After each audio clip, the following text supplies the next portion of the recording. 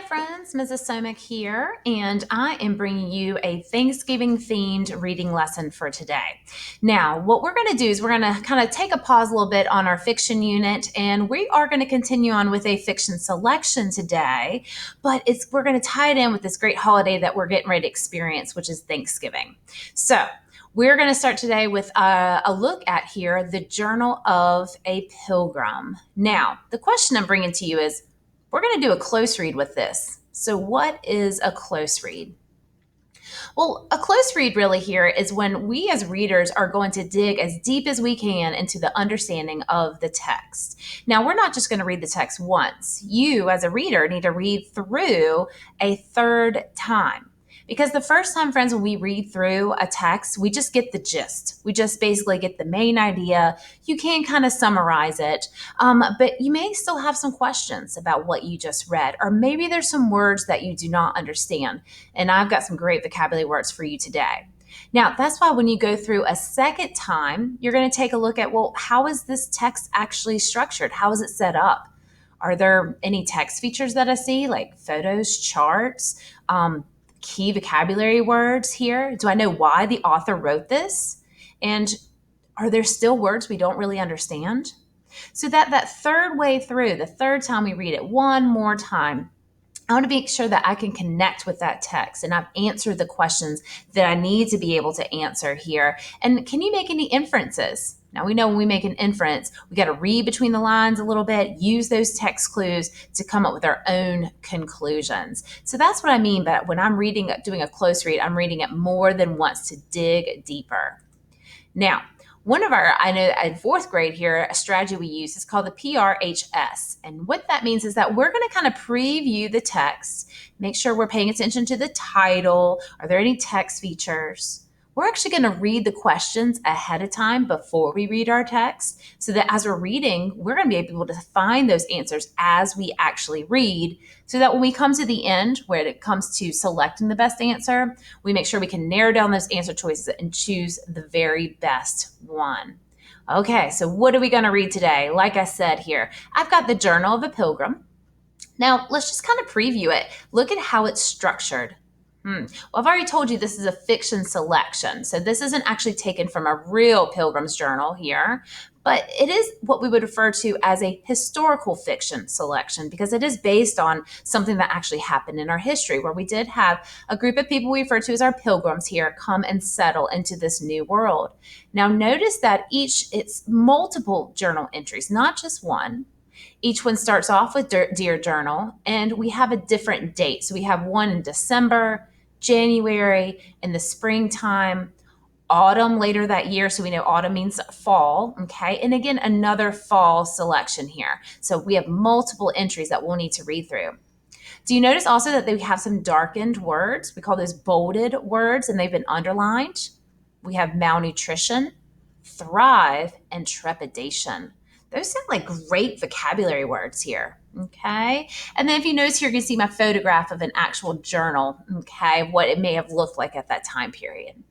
Well, like I said before, we previewed it. Now let's take a look at our questions here. Now, these questions should be fairly easy to read through after our first reading, but the second group of questions we may have to go back through and kind of really dig a little deeper. So make sure you go back to your text when you're answering these questions. The first one says, which character trait best describes the writer of the January journal entry? Okay. Oh, here comes that vocabulary word, which best states the meaning of the word thrive as we use it here in the passage. Same thing with that word trepidation. Okay. Oh, this one says, what type of figurative language is used in the excerpt? So joy and grief swirl together like a tornado in the back of my mind. So we're comparing something here using that word like. What best states the resolution of the story? We know resolution has to do with the solution, the ending of the story. There's that other vocabulary word, malnutrition. Oh, I did give you a hint already about the genre of that passage. We do know it's a type of fiction. Now, what fiction did I say? The point of view, is it first, second, third person? Remember the little vocabulary rap? First person is me, second person is you, third person is he or she. Based on the passage, what best describes the effect that meeting Squanto had on the pilgrim? So what was the effect? What was the outcome? And then again, which word best represents the theme? Remember, the theme is the message here. Okay. So I have previewed all those wonderful questions, and I'll talk a little bit more what they mean by these colors and what we're going to do after we read here shortly. I am going to read this aloud to you. By all means, you'll have it in your Google Classroom as well, that you can go back and take a look at it and read it back over yourself because we want to do a close read today. All right, let's get started. Dear Journal, I set out on this journey to seek religious freedom, but it is death that surrounds me.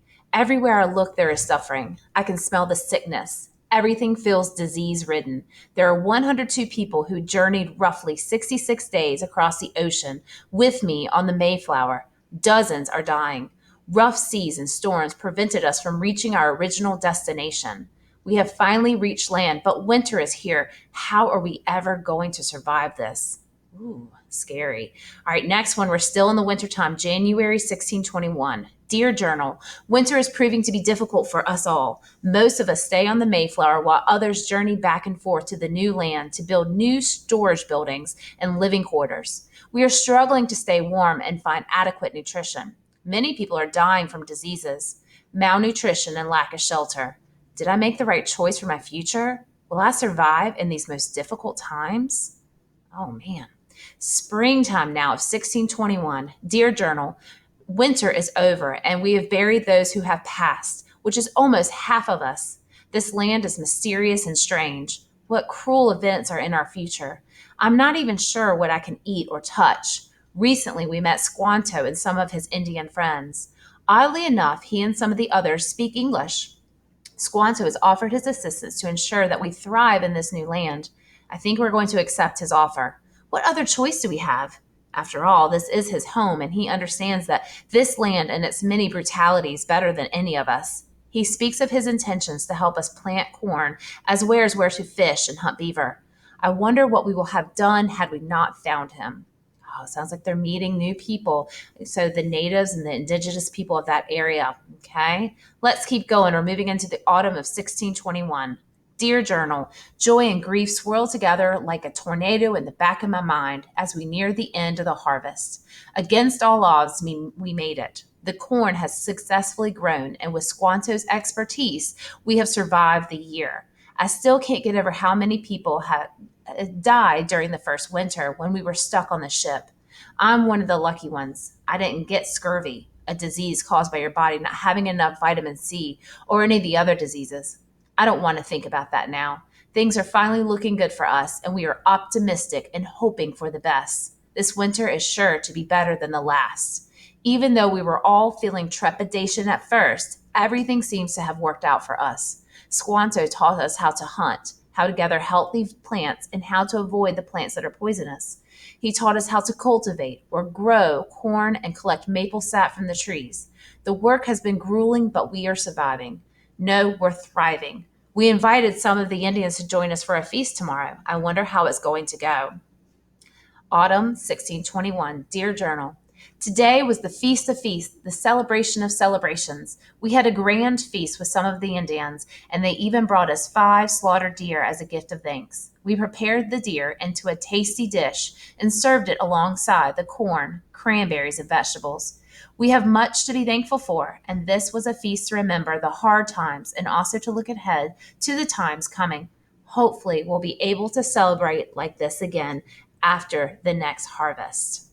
So just going through it that very first time, I can see that sequence of events here as we're going in sequential order of when they first arrived and then where they were. Now they had made friends, it seems like, with the indigenous people of the area, and they were having a celebration to see how far they had come. Now, when we look at this first question, okay, now if you're not able to print this off here, you have these pages here, but I've put it in a Google form for you, okay, and you also have a mystery picture, and I'll talk about this in just a second. In your Google form, you can simply just answer these questions, but if you have a printer and you can print this off, I'll talk to you a little bit about what these color words mean, okay? So let's look at the first question. Which character trait best describes the writer of the January journal entry? January journal entry. And we're looking for a character trait. So let's go back to our text. Here we go. And let's take a look. Winter is proving to be difficult for us. Most of us stay on the Mayflower while others journey back and forth to the new land to build new storage buildings and living quarters. We are struggling to stay warm and find adequate nutrition. Many people are dying from diseases and malnutrition and lack of shelter. Did I make the right choice for my future? Will I survive in these most difficult times? Their readers asking if they're going to be able to survive and did they make the right choice? Okay. Does that sound like to you someone who is lonely, who is fearful, or who is angry? Definitely not anger, I hear. They are worried. Are they going to survive? There are people with them. I don't hear anything about loneliness, but I do hear something where they're scared or they're fearful. Okay. So I definitely would choose this here, fearful, as my answer choice. Now, why does it say light blue? If you are going to participate in the mystery picture, because you're able to print that off, you're going to see that this is question 1 and the correct answer is light blue. So on your mystery picture, what you will do is find all the ones and you're going to color it in light blue. So everything that says 1, we know that would be light blue. Okay. Now, if I go back here to number 2, let's just do one more together. Squanto offers his assistance to help the pilgrims thrive in the new land. So what would thrive be?